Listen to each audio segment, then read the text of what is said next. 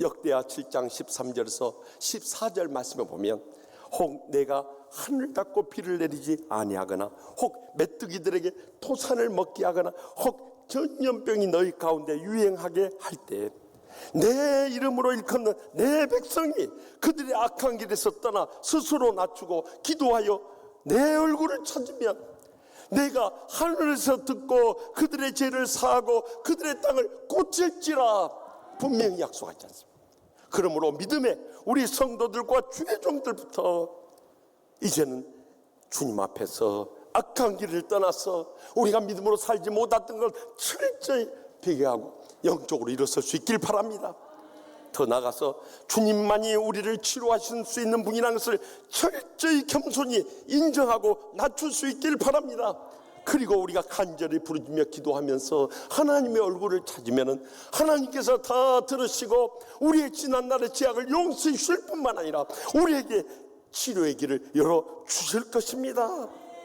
저는 하나님께 감사하는 것은 우리 치유하는 교회를 통해서 수많은 병자들이 계속 치료가 일어남을 감사드려요. 체험하신 분들만이 아멘 할 수 있을 거예요. 전주 금요일에도 저기 김포에 사는 한 자매님이요, 공황장애라고 했어요. 밖을 나갈 수가 없는 거예요. 얼마나 두려움 속에서 고통을 겪고 있었겠어요. 그런데 우리 최고의 목사님이 치료 도와줄 뿐만 아니라 그가 믿음을 가지고요, 전주 심야 기도회 때 김포에서 아들 데리고 혼자는 교회 못 나왔어요. 남편하고 꼭 같이 나온 남편이 출장 갔기 때문에 아들하고 저 딸하고 둘이 4만 원 택시를 타고 그리고 교회까지 온 거예요.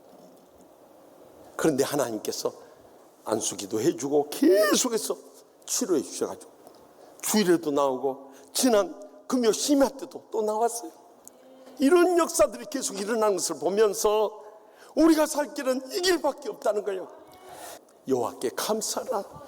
그는 선하시며 그 인자하심이 영원하미로다. 하나님께서 영원한 사랑으로 우리를 지켜주시니 우리는 날마다 감사하며 찬양하며 영광 돌려도 아쉬운 것뿐이라는 거예요. 그런데 많은 사람들이 사탄에게 속아서 말세의 마지막 때예요. 우리가 구제하고 봉사하고 선교하고 사랑으로 섬기는 것은 사람들에 대해서 하는 거예요. 그러나 하나님 앞에 예배드리고 기도하고 헌신하고 헌금하는 것은 하나님께 대해서 하는 것이라는 것을 잊지 마시기 바랍니다. 그렇다면 우리는 하나님께 드려지는 것에 대해서 내 감정이나 기분에 따라서 해서는 안 된다는 거예요. 우리는 십자가의 사랑에 감격하면서 하나님 아버지, 내가 주님 앞에 11조를 바치고 감사의 예물 드려도 부족하고 아쉬운 것뿐입니다. 이런 믿음으로 나가야 되는 거예요. 저는요, 고등학교 졸업하고 18살 때 예수님을 구주로 영접했어요. 사실 장로님 권사님 가정이 자라나가지고 평생 예수 믿었는데 구원의 확신이 없었어요. 그런데 제가 거듭난 다음에 시작한 것이라면 날마다 주님의 음성 듣기 원해서 매일 말씀 보고 기도하는 삶을 시작했고요, 또 하나는 주님 앞에 온전한 11조와 감사 생활을 그때부터 시작했어요. 그리고 벌써 46년의 세월이 지났습니다. 그런데 제가 지난 주간에 말씀을 준비하기 위해서 묵상하는데요, 감사의 눈물이 흘러내는 거예요. 하나님 앞에 내가 무엇이 합니다. 나는 주님의 사랑을 다 갚을 길이 없고 그저 주어진 여건 속에서 최선을 다해서 언제나 11조 드리려고 감사하면서 살았다. 하나님 아버지, 어떻게 저에게, 이 부족한 자에게 이 놀라운 복을 주십니까? 감사의 눈물을 흘러내는 거예요. 여러분, 우리가 하나님 아버지께 감사하고 이 감사의 은혜를 이제는 우리가 서로 나누면서 살아가야 되는 거예요. 지난날에 주님의 속죄 은혜에 감사하고 감격하면서 주님 앞에 나올 때나 세상 가운데 살아갈 때도 이 감사의 예물을 드리거나 이 감사의 은혜를 함께 나누며 살 수 있다면 우리의 삶 가운데 끊임없는 주님의 은혜와 축복과 행복의 치유와 회복의 역사가 불일듯 일어나게 될 줄 확실히 믿습니다. 마지막으로 본문 13절 말씀을 다 함께 읽겠습니다. 벳세메스의 사람들이 골짜기에서 밀을 베다가 눈을 들어 괴를 보고 그 본 것을 기뻐하더니 하며, 이 여호와의 법궤를 실은 이 수레가 이제 벳세메스 쪽을 향해서 가는데, 이 복술과 제사장들이 그랬어요. 만약에 이 수레가 그대로 벳세메스로 가버린다면은 틀림없이 이 재앙이 여호와로부터 온 것임을 증명하지만, 다른 데로 가버리면 그 재앙들이 여호와의 법궤와 상관없이 우연히 발생한 사건이라고 했는데요, 여호와의 법궤를 실은 이 속죄의 제물을 담은 수레가 태양의 집이라고 불려지는 영적 의의 태양 되시는 주님의 집으로 간 거예요. 그래서 그들은 블레셋의 재앙들이 여호와의 법궤로 인해서 여호와로부터 왔음이 확실히 증명되었을 뿐만 아니라, 이제 수확기가 돼서 밀 이삭을 수확하고 있던 벳세메스 사람들이 보니까 법궤를 실은 수레가 그 벳세메스의 향해서 다가오는 거예요. 그러자 이스라엘 백성들이 여호와의 법궤가 돌아왔다고 얼마나 기뻐하는지 마지막 장면 가운데 우리에게 보여주고 있는 거예요. 우리도 여호와의 법궤, 하나님의 임재와 구원을 상징하면서도 이 법궤 안에 있는 만나를 담은 그 망아리, 언약의 십계명 두 돌판, 아론의 쌍난 지팡이, 이 세 가지가 영적으로 길과 진리와 생명 되시는 예수 그리스도를 상징하고 있음을 잊지 마시기 바랍니다. 우리는 예수님의 십자가의 대속의 은혜로 말미암아서 하나님의 자녀 되었으니 이제는 일생도록 이 구원의 기쁨과 감격을 안고 살아야 되는데, 교회 와서 예배드릴 때는 좀 기쁘고 감격스러운 것 같네요. 그런데 집에 돌아가면서부터 다투고 싸우기 시작하네요. 집에 가서 또 가족들 가운데 감정 쏟아놓고 상처 주고 불행한 고통을 겪는다면, 우리가 진정으로 이 속죄의 은혜를 체험한 자들의 기쁨의 삶을 누리고 있느냐는 거예요. 그래서 로마서 14장 17절에 하나님의 나라는 먹는 것과 마시는 것이 아니요 오직 성령 안에 있는 의와 평강과 희락이라고 증가하죠.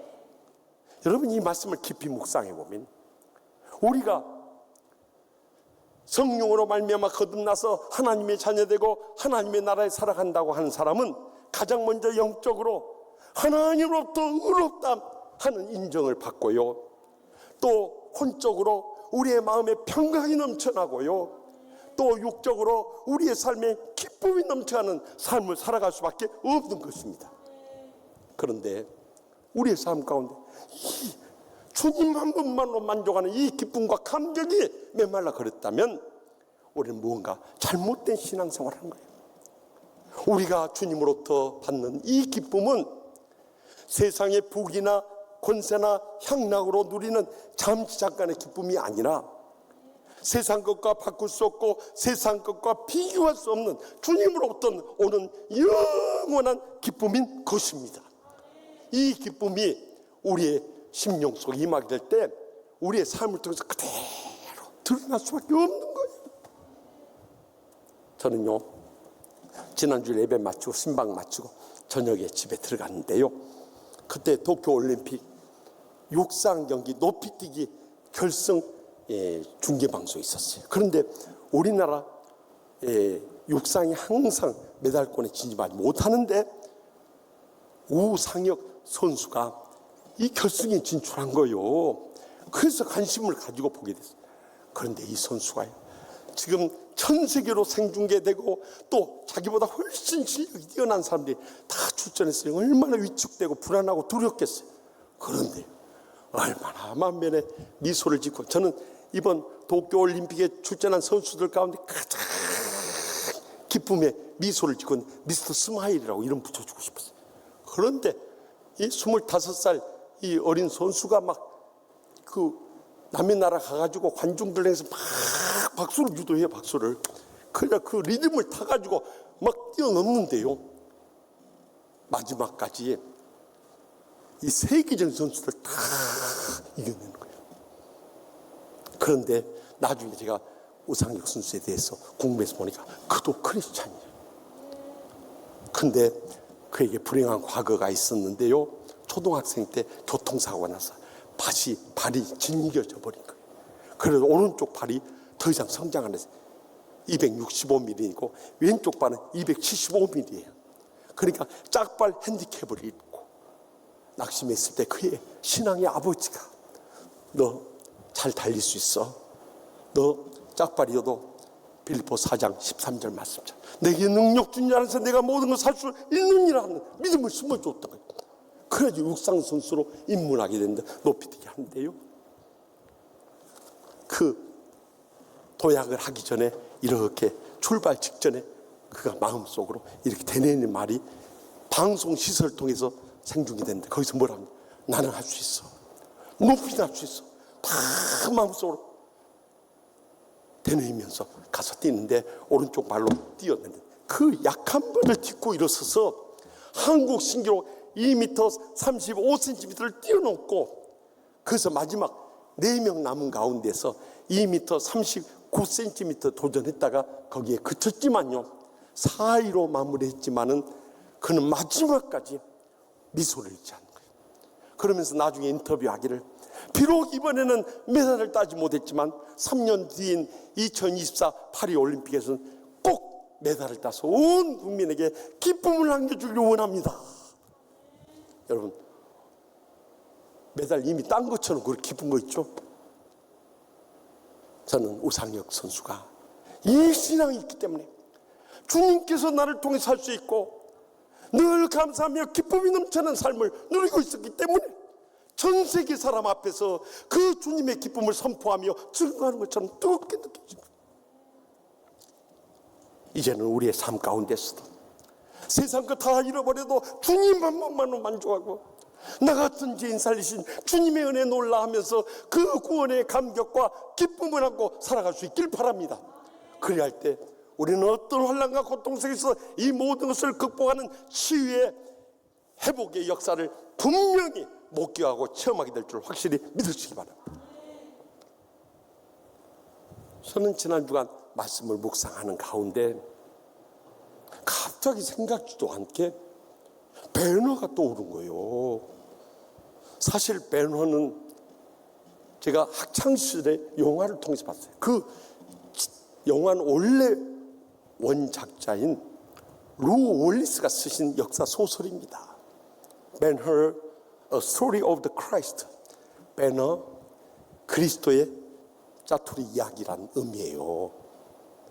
그런데 이것이 영화가 되어가지고요, 이 루 월리스가 원래는 그가 변호사고 주지사고 남북전쟁 참여했던 장군이고 작가로서 유명한 사람이었어요. 그런데 그가 기독교를 비판하는 사람들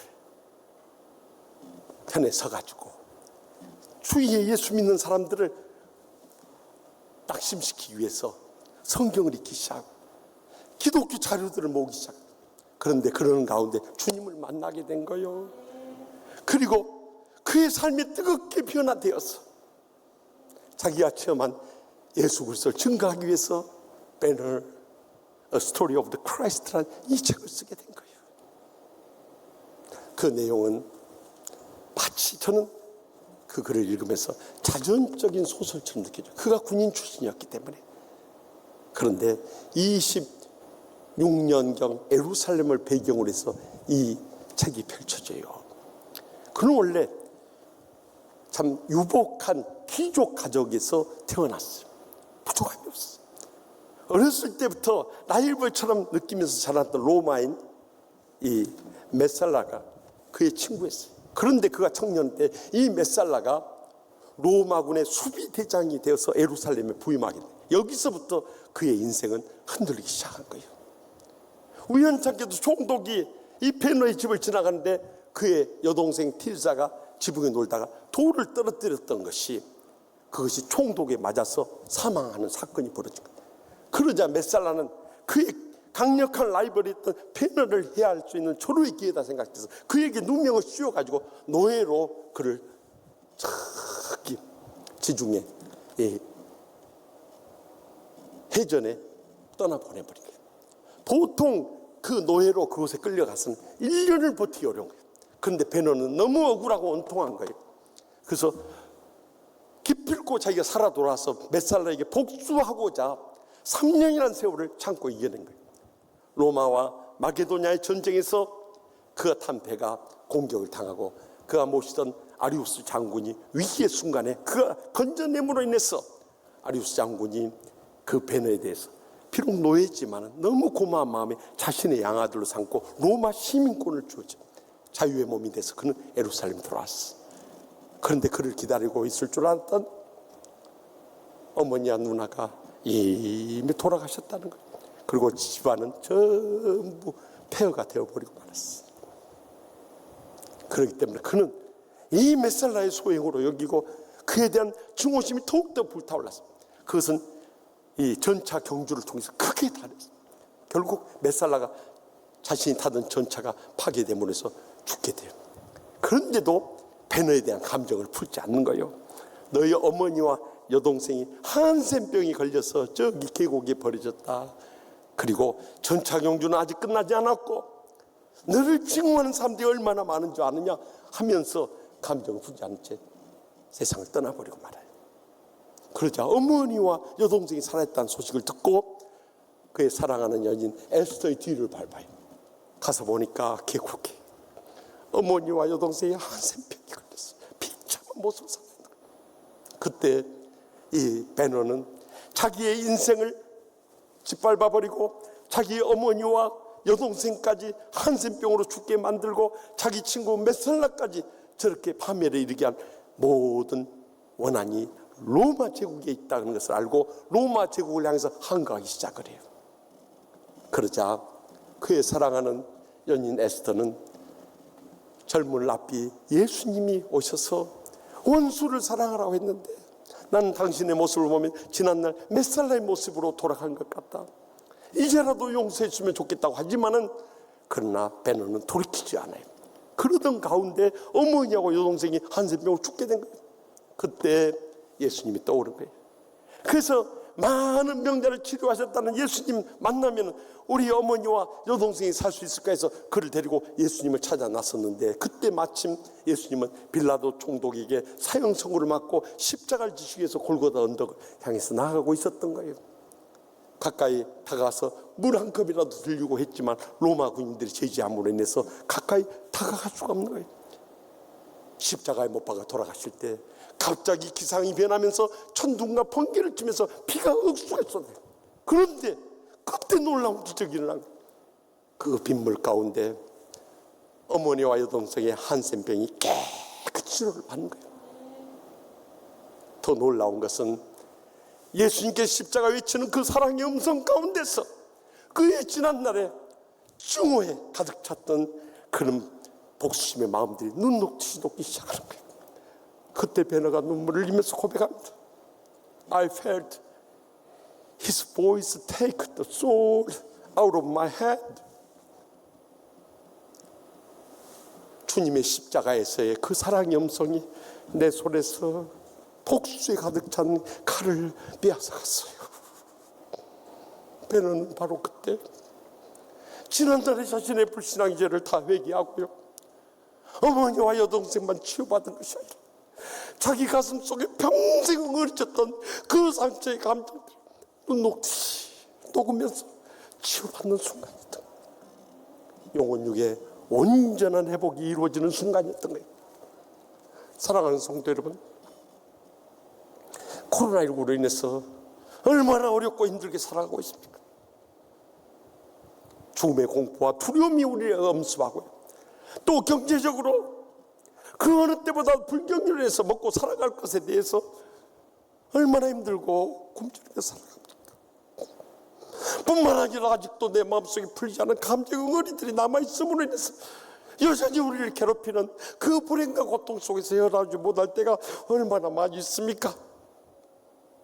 그럼에도 불구하고 우리가 이 모든 고통과 불행에서 회복될 수 있는 길은 주님 앞에 나가서 회복의 길을 찾을 수 있기를 바랍니다. 주님께서 나 같은 죄를 속죄해 주신 그 은혜에 감격하며 보답하며 살아갈 수 있길 바랍니다. 더 나아가서 내가 받은 이 속죄의 은혜의 기쁨을 우리의 사랑하는 가족들과 이웃들과 우리 교우들과 함께 나누며 살아갈 때, 그게 진정한 주님의 십자가의 영적인 온전한 회복이 우리와 함께 할 줄 확실히 믿습니다.